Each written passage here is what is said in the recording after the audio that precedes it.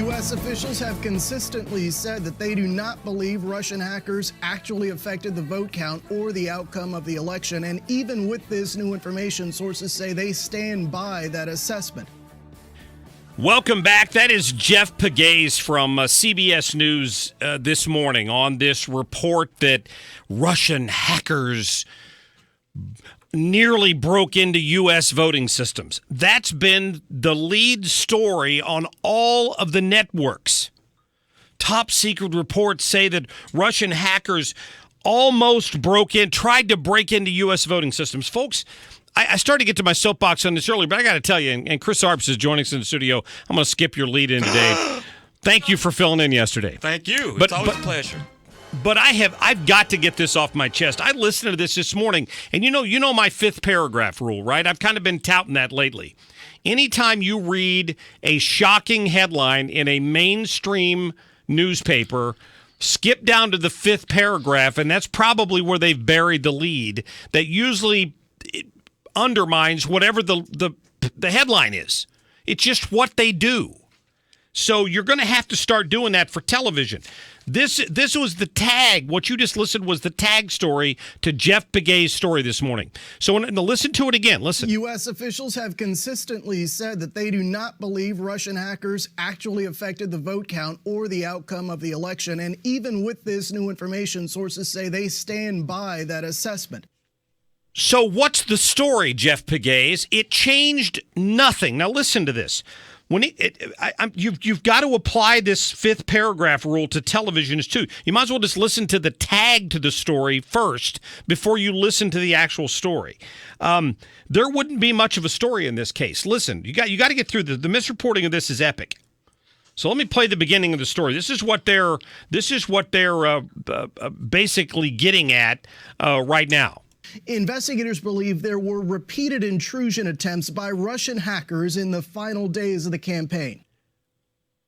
Repeated hacking attempts. You see what he's hinting at here, right? That somehow they got into the voting booth in an American election. That's kind of what they wanted to lead you down that path of this story. But nothing could be further from the truth. Let me boil this down for you.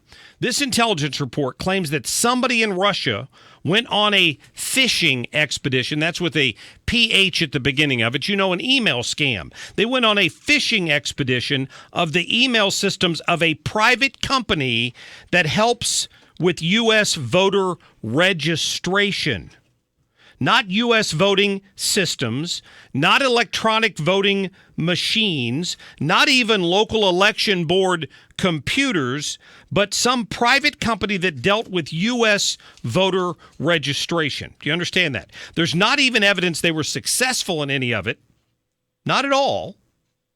But even if they had, it still would have had zero impact on the outcome of the election. It had nothing to do with what happened in the photo booth. And you know the story they're missing here, don't you? This is the story they missed out of all of this. Even if somebody got a hold of your voter registration information, if proper voter ID laws were in place, they wouldn't have been able to vote in your name anyway. Am I correct? Absolutely. So think about that for a minute. The story is here they tried to hack into a private voter registration company somewhere to get information. But what good would that have done them unless, like the Democratic Party is known to do, they somehow had dead people voting, or they were falsifying information to let people go in and vote in your name, like they did with the absentee ballots here in South City. You see what I'm getting? If you've got proper protections at the voting place, this wouldn't have made any difference to begin with. But it's the Democrats who don't want proper protections at the voting place. So the best way to keep these outside influences, these Russians or whoever the hell they are, from influencing the outcome of our elections is to secure our vote by requiring photo ID. And we've already started that on June 1st in the state of Missouri. Because there's millions of these scams every day.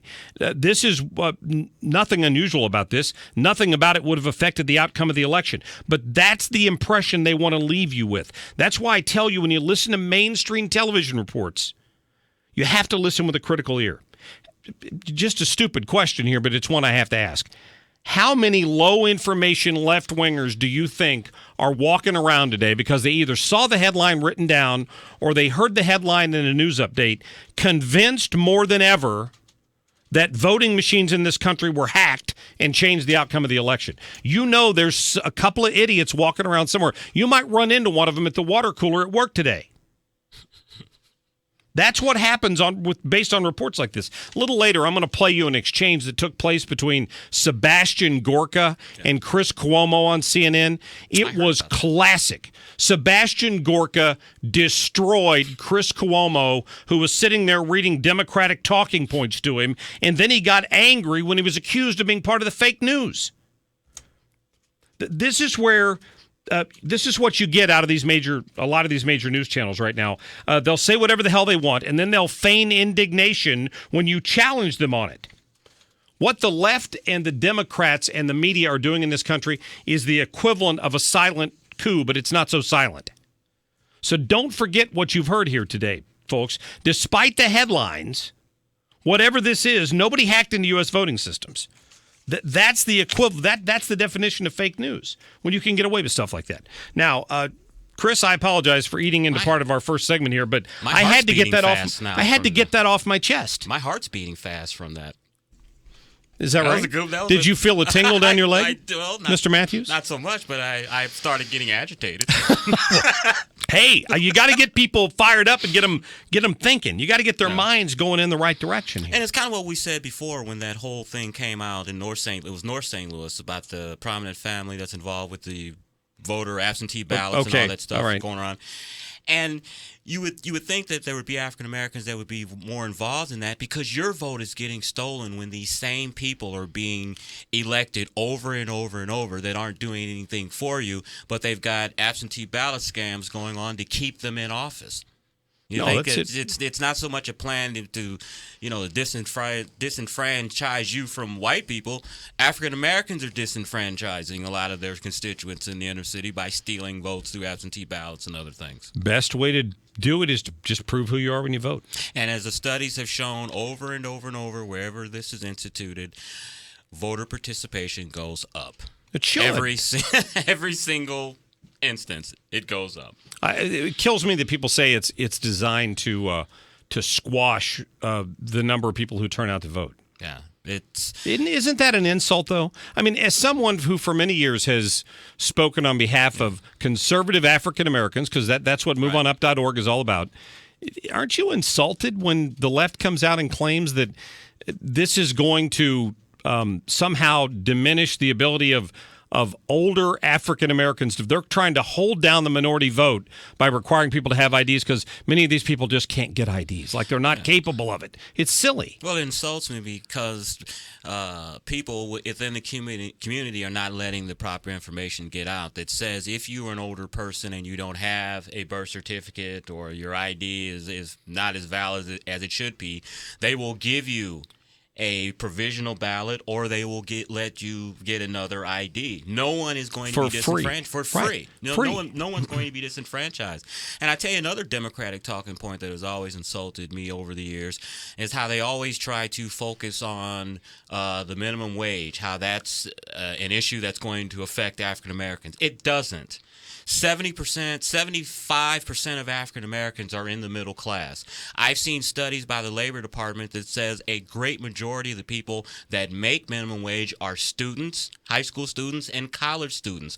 No one is trying to raise a family on minimum wage. And like I said, it's insulting whenever they go out and campaign. That's the first thing they talk about is minimum wage, like all black people live in the ghetto and are trying to survive off $7.10 an hour, when 80% of us are middle class. How about that? You got 2 soapboxes in a row right here on the Mark Cox Show. You can't beat that. Does that count? Absolutely. Right. You bet. Take that. Chris Arps, again, great job yesterday. Thank you. I'm glad you're with us today. You got a great job. Much more to get. What's that? You got a great job. Thank you. I got to golf yesterday. How about that? Isn't that awesome? About this job. Oh, I know that. I'm just saying, it's a great job to let me off to golf yesterday, and then I'm back today. I said I had so much to talk about off the top of the show because I was off yesterday that I forgot to say hello to everyone when the show came on today. It's okay. I just have so much built Short up, ready list. to get out. You didn't get to the short list yet? See, I'm I'm going on to. it. I know the short list I'm now. going to get to the short list when I come back, Liz. I promise. Liz has to remind I have me a of that short list sometimes. phobia. Joe, hang on the line. Chris and I'll get to you next. 314-969-9797.